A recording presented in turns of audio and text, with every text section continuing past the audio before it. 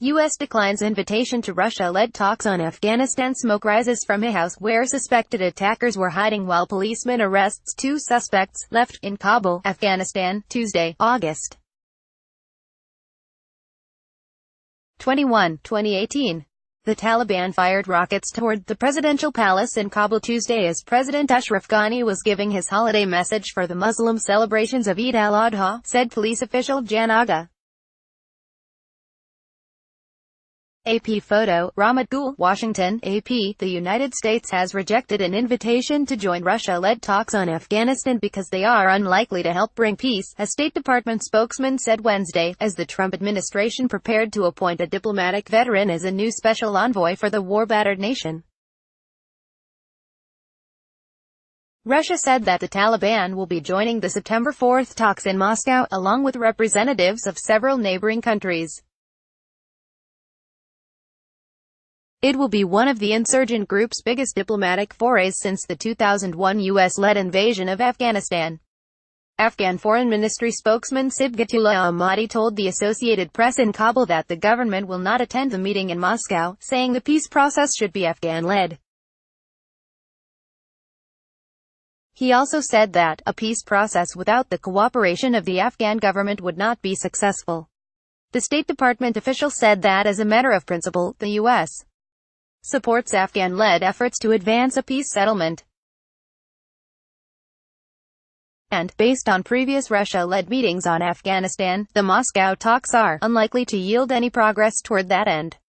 The spokesman was not authorized to be quoted by name and requested anonymity. The Taliban were unfazed by Washington and Kabul's refusal to attend the Moscow meeting. Kabul and U.S. refusal to attend the Moscow meeting has no importance to us. We will attend, Taliban spokesman Zabihullah Mujahid told the Associated Press. That decision comes as the Taliban escalates attacks across Afghanistan. It has refused direct talks with Kabul, even as it seeks to raise its diplomatic profile in the region and calls for talks with the U.S., which it views as the real power behind the Afghan government. The insurgent group has yet to respond to President Ashraf Ghani's offer earlier this week of a conditional ceasefire for the duration of the Eid al-Adha religious holiday that began Tuesday. Secretary of State Mike Pompeo intends to appoint a former U.S. ambassador to Afghanistan, Zalmay Khalilzad, to a special envoy post that would deal with the Afghan-Taliban peace process and Afghanistan's integration into the administration's Indo-Pacific strategy, according to two U.S. officials and a congressional aide briefed on the plan. Khalilzad, who did not respond to queries about his potential new role, is expected to visit South Asia soon, according to the officials, who are not authorized to publicly discuss personnel matters and spoke on condition of anonymity. A native of Afghanistan who was educated at the American University in Beirut and the University of Chicago, Khalilzad is a diplomatic veteran in Republican foreign policy circles and has also served as U.S. ambassador to Iraq and the United Nations.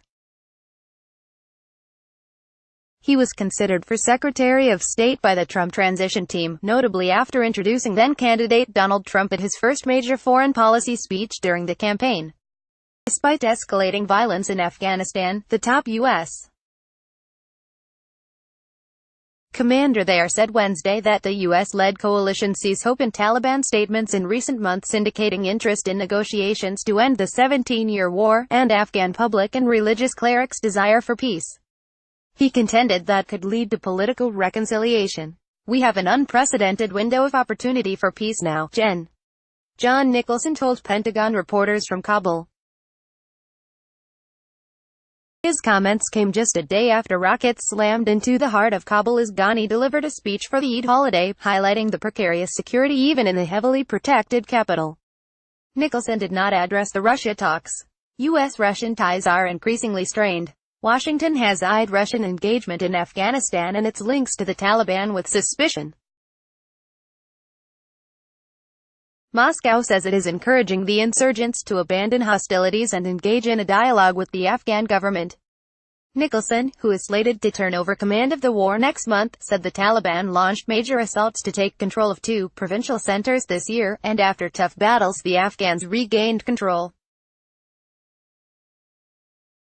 But he also acknowledged that the military campaign led by the Afghans and backed by the coalition is largely at a stalemate, and that the Afghan government has made little progress taking back additional population centers from Taliban control. Nicholson took over the war effort in March 2016.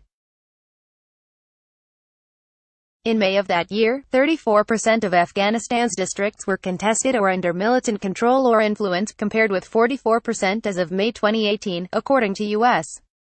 military figures. He will leave as the longest-serving U.S. commander of the coalition. Nicholson's time in charge included a key reversal in U.S. policy on the war, stretching from the troop drawdown ordered in the final years of the Obama administration through President Donald Trump's endorsement last summer of a new strategy to increase U.S. and coalition presence, beef up the training and push for reconciliation.